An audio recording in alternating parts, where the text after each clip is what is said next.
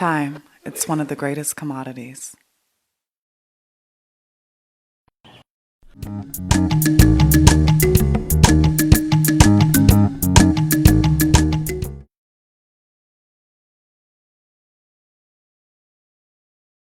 It's the Ira Tillman Show.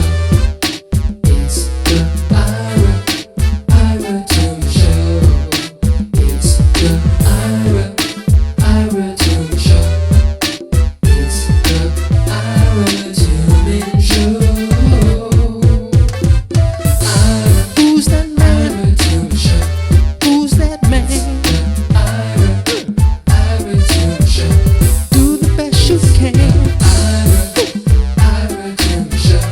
It's the Ira Tillman Show. Ira Tillman Show. Hi everyone, my name is Umoya, co-host of the Ira Tillman Show. I'm also here with host, author, and social media influencer, the one and only Ira Tillman. How you doing today, bro?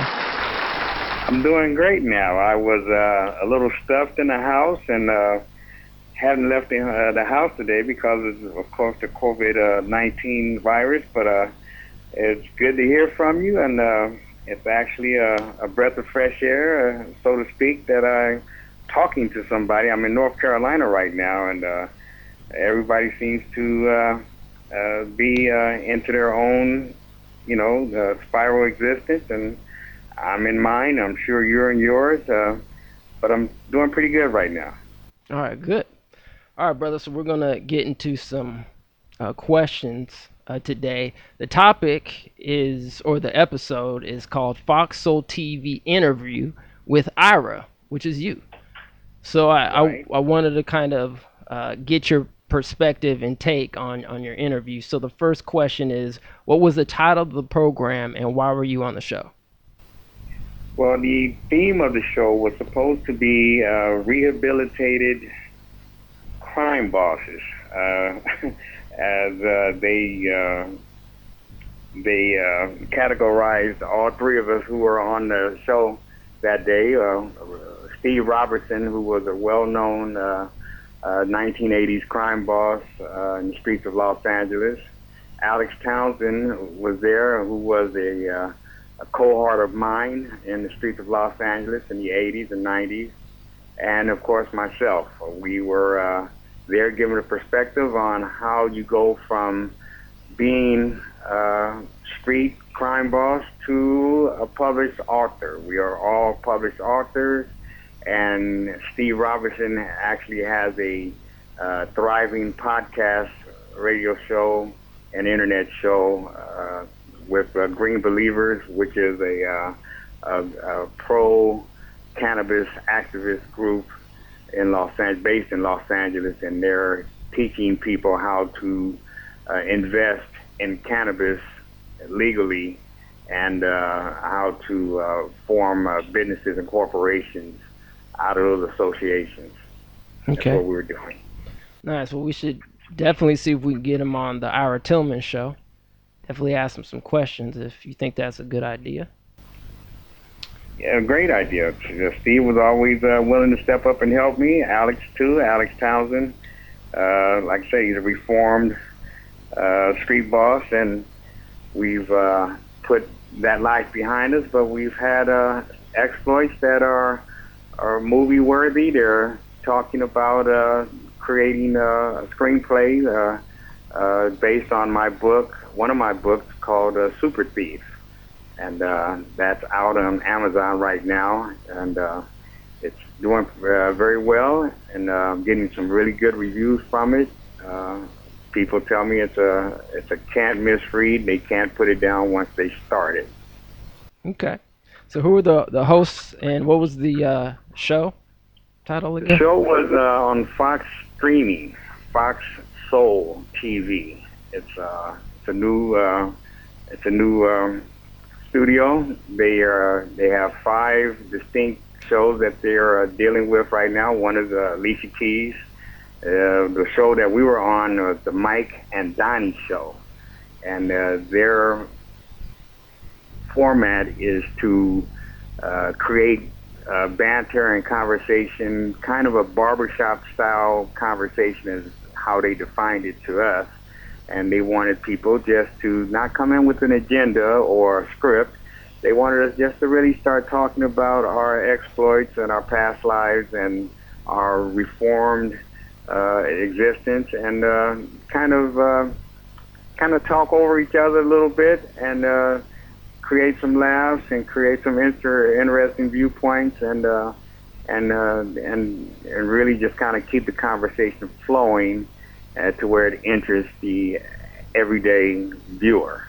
And I think we did a pretty good job of that. That was on the Mike and Donnie show, Fox Soul TV, and the date was, and you have to look it up by date, it was February 25th of 2020. Okay. All right. So, did you feel the interview was productive? If so, how? It was productive for me because I got a spike in the sales of my novels. I have 9 books on Amazon. You go to Amazon Books, Ira Tillman. It's IRATILLMAN.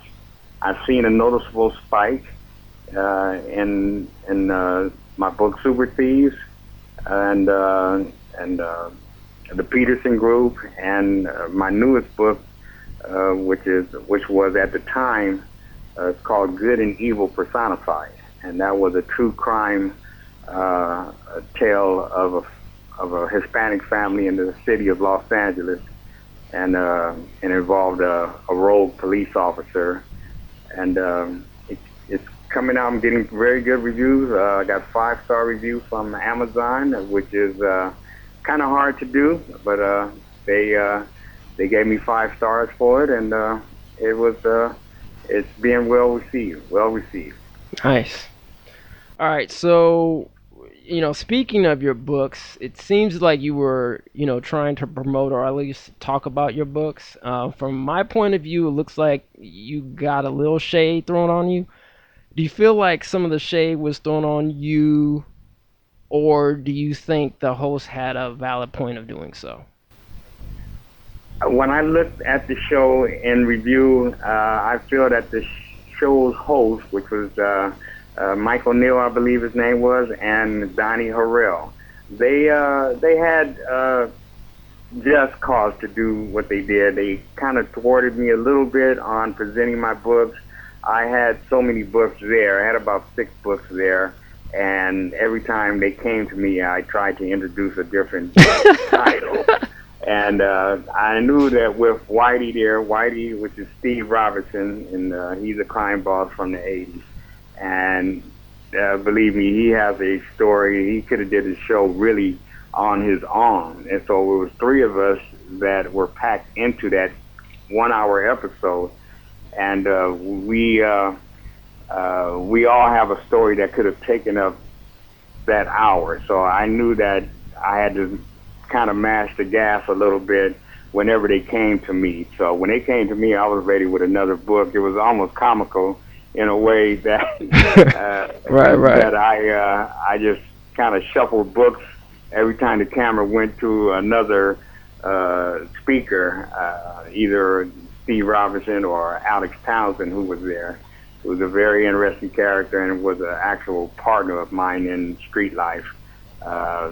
But I just shuffled books trying to get another title introduced into the conversation. So they had it was justifiable. I could have been smoother. They could have been a little smoother, but it worked out. Okay. Yeah, it seemed like they were trying to like kind of gear you or steer you kind of back to the topic, or trying to kind of say, well, because you're quote unquote nefarious X lifestyle, that how did this kind of change you? And then I don't know. I personally like your response because I think you were just being honest and truthful. But I think they were just trying to say, hey, well, did you, feel like some kind of, I don't know, remorse or something like that? Did you kind of feel that way or not? No, we ran into trouble before the actual taping started in the green room. they came in with a list of maybe 5 or 6 different topics they wanted to cover. None of the topics had anything to do with any of us. And they were kind of boring and blasé topics. One was a police officer that arrested a 6-year-old little girl in Florida, Orlando, Florida, I believe. No, Jacksonville, Florida. They had a videotape of that. It was kind of they tried to make it about current topics. Another topic was Jesse. What's the guy from Empire? Oh yeah, the homosexual dude who was trying to like pretend like he got beat up or whatever. Jesse Yeah. Yeah. That was another topic we were supposed to speak on. And then they introduced about maybe 3 more like current event type of deals. And I told him in the green room, I said, you got 3 crime bosses here. We're way more interesting than the list of topics that you want to talk about. So when they heard that, they said, oh, I think they were trying to get me off the show then. Because I wasn't going along with the program. Because what they were introducing was Kittyland, and you got Al Capone right here. You got Al Capone, Jesse James. You got Jesse James and Frank James, and you got Butch Cassidy and Sundance Kid here, but you want to talk about these little minor current events that you found on the internet. If you just talk to us, you're going to have an interesting show. This is what I'm telling you. Right. I said, put that, and they actually did that. That stuff they said, they talked to us, and they went with our stories for about the first 45 minutes. And the last 15 minutes of the show, they actually went back to that list of show topics that they wanted to talk about. And so they did kind of take my advice and stuck to what our personal stories were. And it worked out to be a pretty good show. And actually, Donnie Harrell, one of the hosts, told me after the show that was one of their both best shows they've done all year. And he said he knows because he got literally almost no instruction from his director. Wow. And he said that's very unusual. He said normally they're in his ear telling him what direction to go in and what to bring up. And he said he almost got no direction, which was highly unusual because we kept the conversation flowing about our lifestyle, what we've been through, where we're going, what we've done.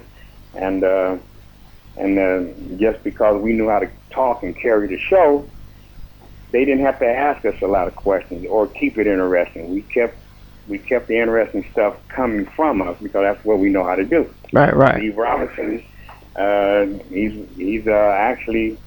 was one of the guys that they based that show, that FX show Snowfall. He was actually the figurehead or the model they used for that story.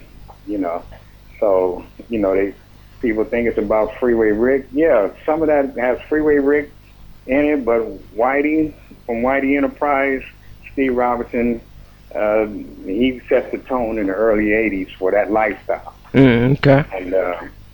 And of course my exploits and my cohort Alex Townsend, we set the tone for our exploits, our Super Thieves exploits. We nationwide and international jewel thieves. I mean, there's no other way to put it. Okay. And we told the story, some of the story of it, and it was riveting. People were aghast, and they didn't understand how this lifestyle developed and how they didn't know about it. You read Super Thieves on Amazon, and people will be enlightened to no end about a lifestyle they know nothing about. Okay. All right, man. We're about to wrap it up pretty soon. So, what are you currently working on right now?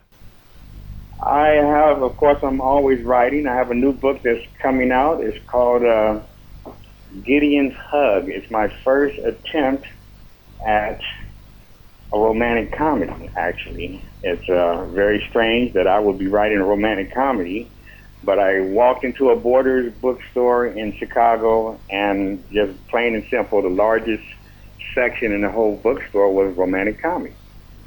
Bigger than mysteries, bigger than true crime, bigger than everything. I said, you know what? One day I'm going to write me a romantic comedy. I said I can be funny, and sometimes I can be romantic. And I found out as I started writing that I wasn't either one.